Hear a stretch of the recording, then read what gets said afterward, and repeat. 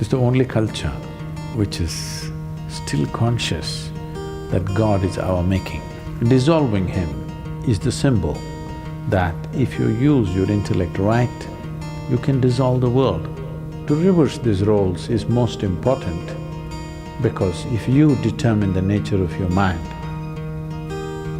something wonderful could happen.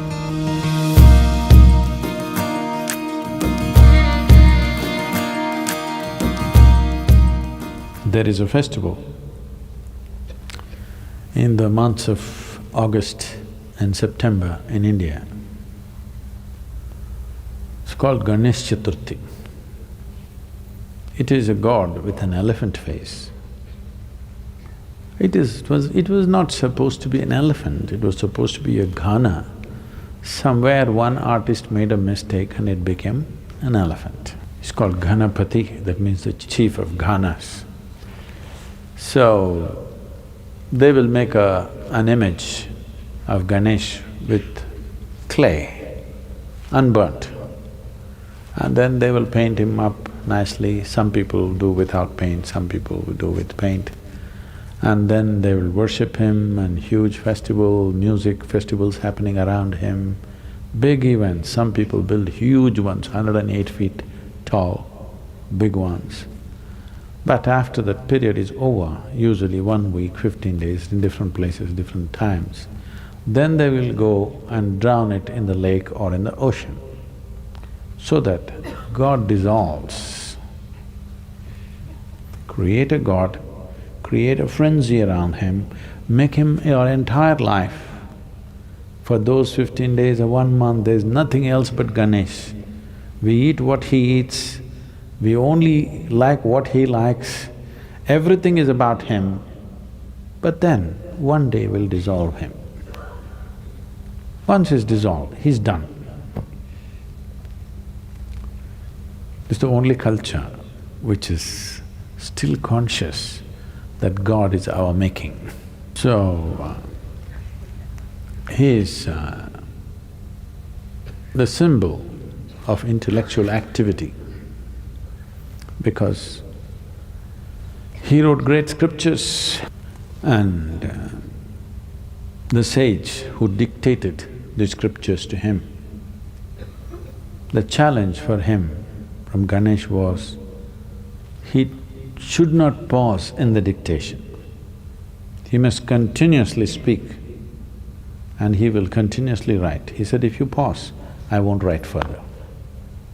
It's a test for the sage, whether what he's speaking is really a fountainhead of his being or is it something scholarly that he makes up in his head.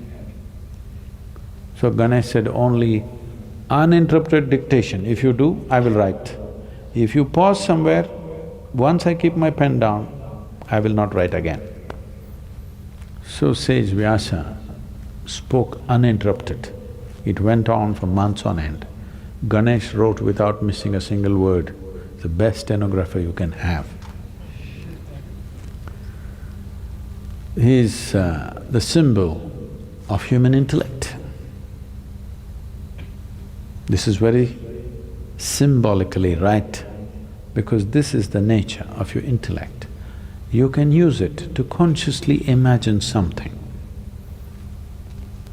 Wonderful imagination, a man with an elephant head.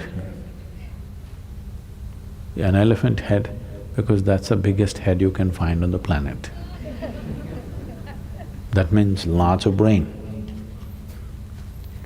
So, the symbol of human intellect, dissolving him is the symbol that if you use your intellect right, you can dissolve the world. Dissolving the activity of your intellect is no problem. Once you dissolve the world with your imagination, switching off the imagination is not a big problem. You can obliterate the universe with your imagination. In your experience, universe will not exist if you create a powerful imagination. But then, switching off the imagination is a much simpler process. If the imagination is consciously developed, turning it off is easy. Right now, bits and pieces of imagination happening unconsciously, it looks like it's impossible to stop it. So the entire festival is symbolic of this, that we create him and you must see the festivity that happens around him. Usually he's kept in public places. In every home it'll be kept, private ones. Apart from that, on the streets, big ones, many streets will be blocked for this 15 days to 30 days, traffic stopped, everything. He will be sitting right in the middle of the street, big celebrations, music, stuff happens around it, people live around him for this period. But when the time comes, they just go dissolve him and that's about it. He's done. Next 1 year, nobody thinks about it.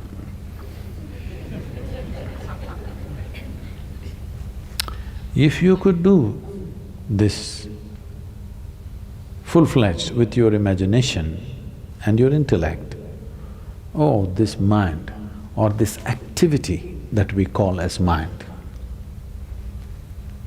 I want you to get this clearly. Your mind is not an absolute thing. It is only a certain type of activity. No activity, no mind. Yes or no? Suppose you have no thought at all right now. Do you have a mind? Oh, I have a mind, I don't have a mind. Yes, you have, because that's a thought. If there is no thought, there is no such thing as mind because it's a certain activity. Consciousness is capable of being here without the assistance of activity. Activity does not make consciousness. Consciousness makes activity. I move the hand does not move me. It's me who moves the hand. Similarly, it's me who moves the mind. It's not the other way round, but it's become the other way round. The nature of your mind has become you, isn't it? All the freaky stuff that your mind does has become your quality, isn't it? Now, to reverse these roles is most important because if you determine the nature of your mind, something wonderful could happen. If your mind determines the nature of who you are, it is an accident. Is it a terrible accident or not? That situations decide, but it's an accident.